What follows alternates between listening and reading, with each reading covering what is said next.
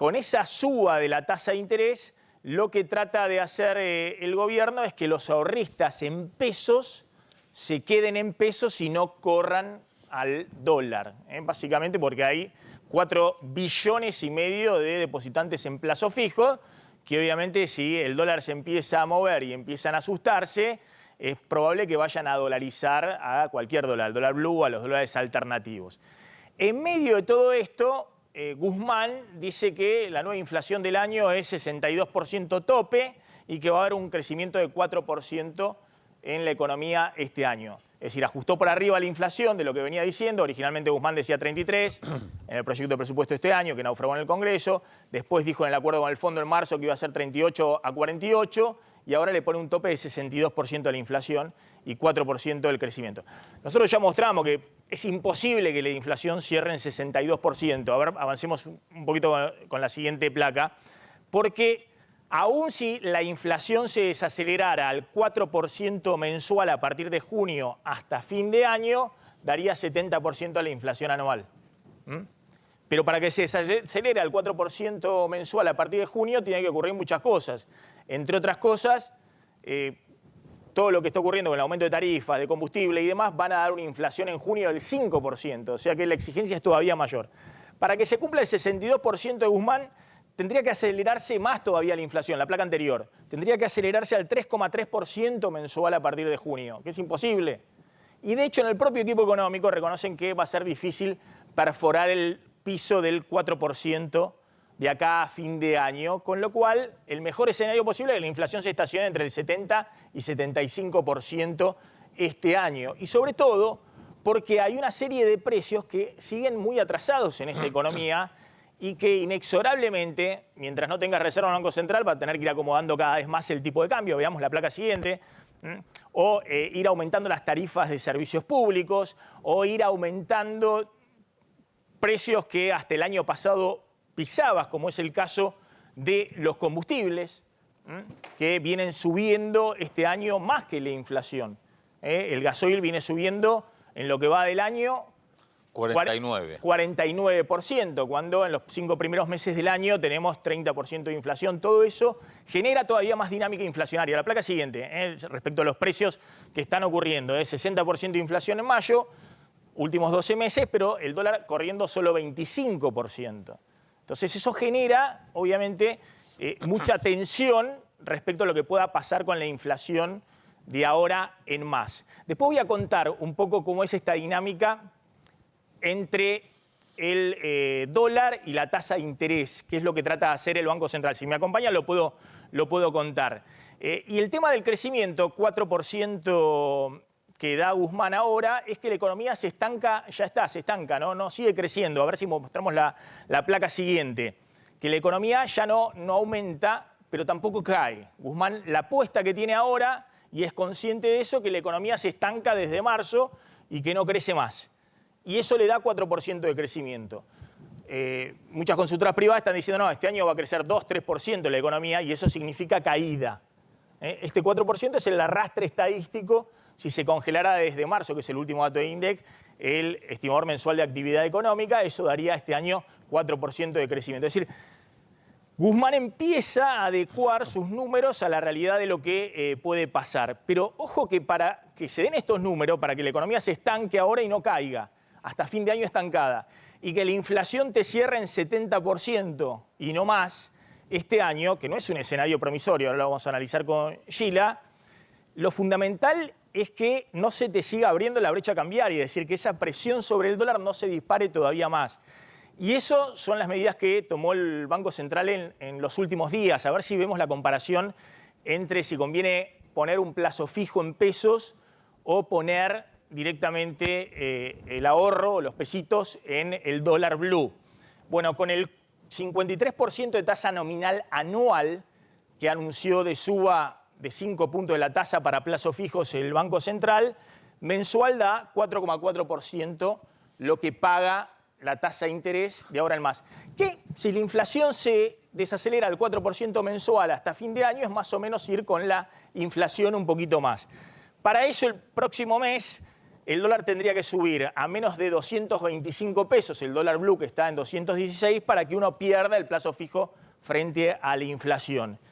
Y de acá a fin de año, julio-diciembre, eso daría 29,5% acumulado, es acumulado sobre el anterior, el interés se va acumulando.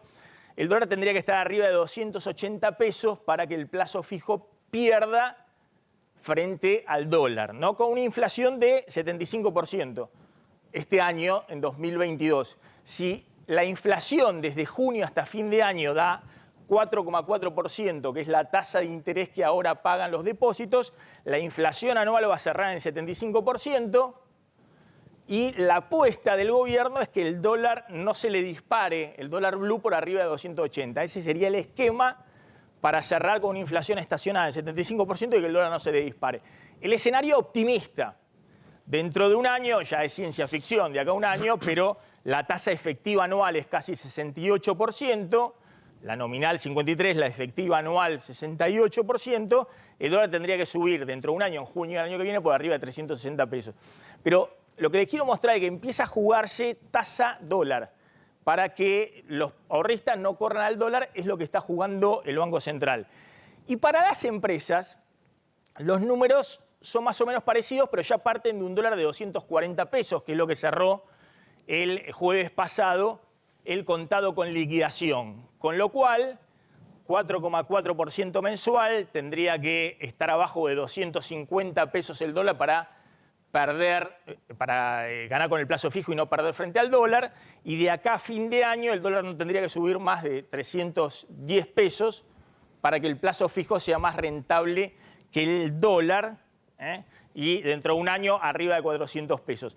Lo que les quiero mostrar es que todas estas medidas, ahora va a contar Claudio cómo encarecen el crédito de consumo, porque no son inocuas, se le remunera más al ahorrista para que no corra el dólar, pero los bancos le cobran más al que renueva el resumen de la tarjeta de crédito, al que saca y compra ahora 12 y al que saca un crédito personal. Todas esas tasas se disparan, están hoy muy por arriba, el crédito personal arriba del 100% de costo financiero total. Y eso tiene un impacto en el consumo que se financia con crédito, ¿no? Bueno, frente a ese escenario, a ver, me interesaba contrastar dos visiones. Antonio Aracre, y está comunicado también Roberto Kachanowski. Roberto, gracias por atendernos. ¿Cómo andás? Muy amable, como siempre. ¿Cómo te va? Buenas. ¿Cómo están ustedes? ¿Bien? Bien, bien.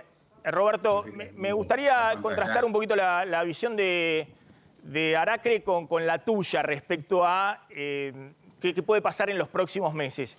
No sé si coincide en esto que yo decía, bueno, el escenario base optimista es 70-75% de inflación y que la economía se estanque, no entra en recesión. Ese es el optimista.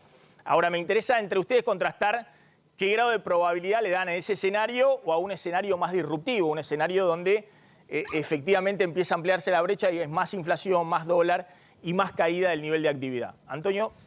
Bueno, yo te diría, Maxi, ahí que la clave para que ese escenario disruptivo no ocurra es que el gobierno sea exitoso en la renegociación de la deuda en pesos, porque lo que pone presión a los tipos de cambios financieros, sea contado con liqui, MEP o Blue, es que algunos fondos o ahorristas mayoristas se vayan de las LELIQ y presionen al dólar. Entonces, ser exitoso ahí podría detener que el dólar siga creciendo y que el plazo fijo, por ende, siga siendo un buen negocio y que la tasa que vos obtengas te resulte atractiva para quedarte ahí. Eso es clave. Si eso no pasa, por un lado tenés una escapada al dólar financiero importante y por otro lado, si el Banco Central no logra financiarse con esas letras de tesorería, va a tener que salir a emitir, con lo cual también tenés una escalada inflacionaria por el lado monetario de la inflación. Así que ese rompecabezas se traduce, te diría, básicamente con ser exitosos a la hora de renovar la deuda en pesos. Y este es un tema muy importante, ¿no? Donde algunos de ambos lados de la grieta juegan un poco con fuego, porque me parece que esto de avivar teorías del tipo, sí, que si se reperfila, que si se defoltea o qué sé yo, en este contexto me parece sumamente peligroso. Creo que es posible, si vos te fijás el dólar contado con liqui en el último año creció muy poco. También va a depender cómo evolucionen las reservas en el segundo semestre. Yo creo que el panorama no es tan pesimista porque se liquidó poca soja en el primer semestre comparativamente, a pesar de que las exportaciones no fueron bajas, pero eso fue gracias a los precios.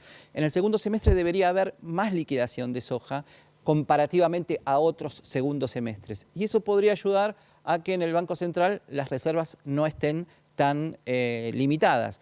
Y parecería también que hay una gestión entrante de Scioli donde le va a poner doble mirada a qué cosas habilita para pagar o no con el tipo de cambio único del Banco Central. Entonces, la conjunción de todo eso puede hacer que esto, que parece muy ambicioso, sea cumplible, pero la clave es que se pueda renovar la deuda en pesos.